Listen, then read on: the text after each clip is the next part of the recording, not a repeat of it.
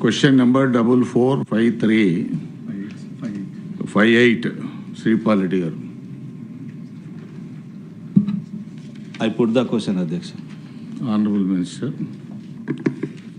Chairman, I put the question, Adhyaksha. Honorable Minister.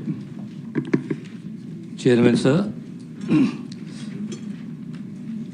Answer to question A, yes, sir. Minor changes have been done as per the requirement.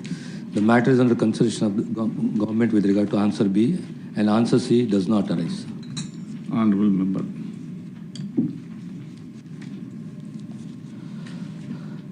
అధ్యక్ష, మన తెలంగాణ రాష్ట్రంలో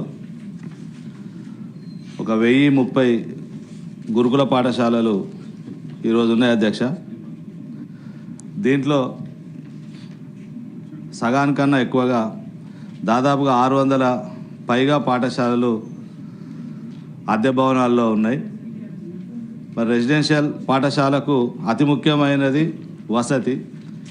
మరి ఆ వసతిని దృష్టిలో పెట్టుకోకుండా మరి ప్రారంభించి ఇప్పటికీ 12 సంవత్సరాలు కావస్తున్నా కూడా మరి దాదాపుగా ఇప్పటికి కూడా వాటికి బిల్డింగ్స్ ఏర్పాటు చేయకపోవడం, మరి దాంతోపాటుగా ఏడాదికి ఒక బీసీ రెసిడెన్షియల్ స్కూల్స్కే దాదాపు 100 కోట్ల రూపాయల రెంటు ప్రభుత్వం నుంచి చెల్లిస్తున్నాం అధ్యక్ష. మరి అన్ని గురుకులాలు కలుపుకుంటే దాదాపు 300 కోట్ల దాకా పర్ ఇయర్ మనం స్పెండ్ చేస్తున్నాం. ఇప్పటికి 12 సంవత్సరాలంటే దాదాపు 3500 కోట్లు మనం కిరాయి కట్టినాం. కానీ వీటితో దాదాపుగా ఈ పాటికి అన్ని పక్కా భవనాలు ఏర్పాటు అవుతుండే. ముఖ్యంగా ఏంటంటే ఈ కిరాయి భవనాలలో, అద్దె భవనాలలో విద్యార్థులు అనేక అవస్థలు పడుతూ ఉన్నారు. మరి ఆ రోజు భవనం లేకుండా మరి త్వరితగతిన ఈ పాఠశాలలు ఏర్పాటు చేయడం వల్ల మనకు అప్పటికప్పుడు బిల్డింగ్స్ కావాలంటే దాదాపుగా మూతపడ్డ ఇంజనీరింగ్ కళాశాలలు మీరు కూడా చూసి ఉండవచ్చు అక్కడక్కడ. మరి ఆ ఇంజనీరింగ్ కళాశాలలు ఎట్లుంటాయంటే ఊరికి దూరంగా ఎక్కడనో, మరి ఎలాంటి సౌకర్యాలు లేకుండా, పక్కన ఏం లేకుండా, మరి అట్లాంటి భవనాలలో ఈ కళాశాలలు కానీ పాఠశాలలు కానీ కొనసాగుతుండడం వల్ల మరి మనకు ముఖ్యంగా ఈ ఒక్కొక్క స్కూల్లో దాదాపుగా 640 మంది విద్యార్థులు, గర్ల్స్ స్కూల్స్ అయితే విద్యార్థినులు విద్యను అభ్యసిస్తూ ఉన్నారు అధ్యక్ష. వాళ్ళకి కనీసం మనం అక్కడ రెంట్ అగ్రిమెంట్లో 1:10 మరి బాత్రూమ్స్ ఉండాలనే రేషియోను ప్రపోజ్ చేసి మనం అగ్రిమెంట్ చేసుకుంటా ఉన్నాం. కానీ 1:20 కూడా లేవు అధ్యక్ష. చాలా పాఠశాలలో 1:30 పైన విద్యార్థులు ఉన్నారు. దాంట్లో ఏంటంటే మరి ఈ మధ్యలో కామన్ టైం టేబుల్ ఉండాలని చెప్పి ప్రభుత్వం ఒక టైం టేబుల్ను మరి ఇంప్లిమెంట్ చేస్తూ ఉన్నది అధ్యక్ష గత 2 సంవత్సరాల నుంచి. ఇదంతా కూడా ఏంటంటే ఉదయం 5 గంటలకు విద్యార్థి నిద్ర లేవాలి, మరి ఫిజికల్ ఎక్సర్సైజు, యోగా కంప్లీట్ చేసి స్నానం చేసి 6 గంటలకు బ్రేక్ఫాస్ట్కి కూర్చోవాలి.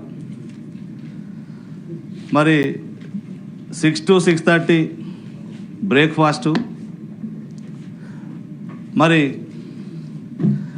ఇంత తక్కువ టైంలో మరి వాళ్ళు స్నానాలు చేయాలంటే చాలా ఇబ్బంది పడుతూ ఉన్నారు అధ్యక్ష. దాంతోపాటుగా క్షమించాలి 7 to 7:30 బ్రేక్ఫాస్ట్. మరి ఈ 7 లోపే అందరు కూడా రెడీ రావాలంటే నేను చాలా పాఠశాలలు విజిట్ చేస్తే ప్రిన్సిపాల్స్ ముఖ్యంగా బాలికలు ఉన్న స్కూళ్ళలో 3:30 నుంచి మొదలు పెడితేనే వాళ్ళ స్నానాలు అవుతున్నాయి అధ్యక్ష.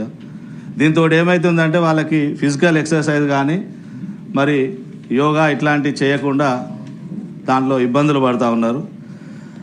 మళ్ళీ ఏమవుతుందంటే అధ్యక్ష సాయంత్రం ఇంకొక దీనిలో ఇబ్బంది ఏమొచ్చిందంటే సాయంత్రము 6 నుంచి 6:30 వరకే డిన్నర్ ఏర్పాటు చేస్తున్నారు అధ్యక్ష. సాయంత్రం 6 నుంచి 6:30 వరకు డిన్నరు, మళ్ళీ పొద్దున 7 నుంచి 7:30 అంటే దాదాపు 13 గంటలు ఎంటీ స్టమక్తోని పిల్లలు ఉండడం అనేది అది ఎట్టి పరిస్థితులలో కూడా శాస్త్రీయత అనిపించుకోదు. కాబట్టే టైం టేబుల్ను మార్చాలని మేము ప్రాతినిధ్యం చేసినాం అధ్యక్ష. మరి మంత్రి గారు అడ్లూరు లక్ష్మణ్ గారు మైనార్టీతో పాటు ఎస్సీ ఎస్టీ వెల్ఫేర్ కూడా ఉన్నారు. మరి వారు ఆల్రెడీ అధికారులను ఆదేశించినారు అధ్యక్ష. కానీ అది ఒక మైనార్టీ రెసిడెన్షియల్ స్కూల్స్ వాళ్ళే మరి మార్చి విద్యార్థులకు అందుబాటులోకి మంచి టైం టేబుల్ తీసుకురావడం జరిగింది అధ్యక్ష. మరి ఇంకా 2 పాఠశాల మంత్రి ఒక్కరే, కానీ అమలు మాత్రం వేరువేరుగా చేస్తూ ఉన్నారు. ఆదేశాలు అందరు అధికారులకు వారు ఇచ్చి ఉన్నారు. కానీ ఎస్సీ పాఠశాలలు ఎస్టీ పాఠశాలల్లో సరే బీసీ అంటే సపరేట్ మినిస్టర్ ఉన్నారు, కానీ బీసీ రెసిడెన్షియల్లోనే ఎక్కువ అద్దె భవనాలు ఉన్నాయి, ఎక్కువ ప్రాబ్లం ఉంది. ముఖ్యంగా రెసిడెన్షియల్ పాఠశాలకు అధ్యక్ష సొంత భవనాలు ఉండాలి, అక్కడనే టీచర్లకు క్వార్టర్స్ ఉండాలి. ఆ టీచర్లకు మనం అక్కడ క్వార్టర్స్ ఏర్పాటు చేస్తే మనం రెసిడెన్షియల్ స్కూల్ నుంచి ఆశించిన దానికన్నా ఎక్కువ ఫలితం మనం పొందే అవకాశం ఉంటుంది. మళ్ళీ దీంతో పాటుగా ఈవినింగ్ 7 to 9 స్టడీ అవర్స్ ఏర్పాటు చేస్తున్నారు అధ్యక్ష. 7 to 9 అక్కడ రెసిడెన్స్ లేదు టీచర్లకి. 7 to 9 స్టడీ అవర్ చేసిన తర్వాత ఆ లేడీ టీచర్ బయటికి పోతే మరి ఊరవతల పాఠశాలల్లో అక్కడి నుంచి రవాణా సౌకర్యం ఉండదు. మరి అక్కడ ఒక ఊరికి ఒక 5-6 కిలోమీటర్ల దూరంలో ఈ కళాశాలలు ఉన్నాయి. ఆ నుంచి వాళ్ళు ప్రత్యేకంగా రావాలంటే 1-2 సంఘటనలు కొంచెం ఇబ్బందికరమైనటువంటి సంఘటనలు అక్కడ లారీ డ్రైవర్లతో వేరే వాళ్ళతో ఏర్పడ్డాయి అధ్యక్ష. నాతోని మహిళా ఉపాధ్యాయులు కానీ ప్రిన్సిపల్స్ కానీ చాలా మంది రిక్వెస్ట్ చేస్తూ ఉన్నారు అధ్యక్ష. కాబట్టి ఈ టైం టేబుల్ను మారుస్తూ మనం సొంత భవనాలపైన కూడా దృష్టి కేంద్రీకరిస్తూ మరి కొత్త టైం టేబుల్ని 9 o'clock ప్రేయర్ అయ్యే విధంగా కనీసం, ఎందుకంటే పిల్లలు రెడీ కావడానికి మరి సాయంత్రం కూడా లంచ్ టైంను డిన్నర్ టైంను మరి 6:30కి కాకుండా 7:30, 8కి అట్లా చేస్తే బాగుంటుందని మరి నేను ప్రభుత్వాన్ని మీ ద్వారా కోరుతా ఉన్నా అధ్యక్ష. Honourable minister. చైర్మన్ సార్,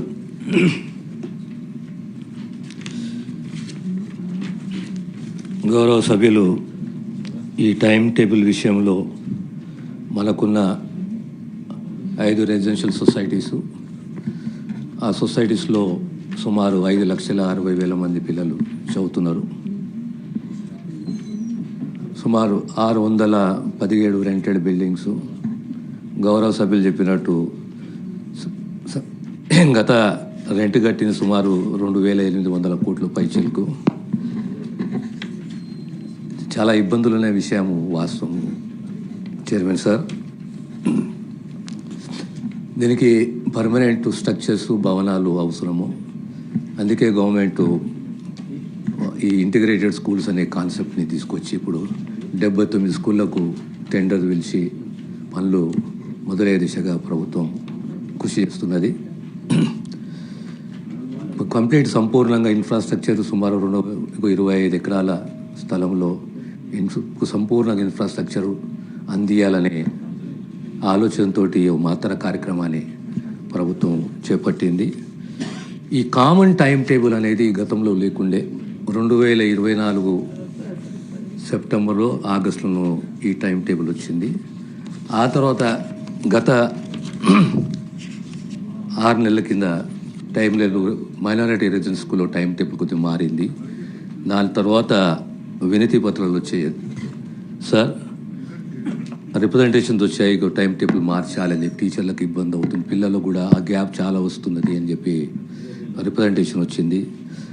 ఆ రిప్రజెంటేషన్ ఆధారంగా ప్రభుత్వము నిర్ణయం తీసుకొని పిల్లలకు టీచర్లకు ఎలాంటి ఇబ్బంది కాకుండా ఆ టైమింగ్స్ని సెట్ చేసే దిశగా ప్రభుత్వం నిర్ణయం తీసుకుంటుంది. Already we have formed A committee, we have got the recommendations of the committee. I will take a decision very soon అనే విషయం తమ ద్వారా గౌరవ సభ్యులు తెలియజేస్తుంది.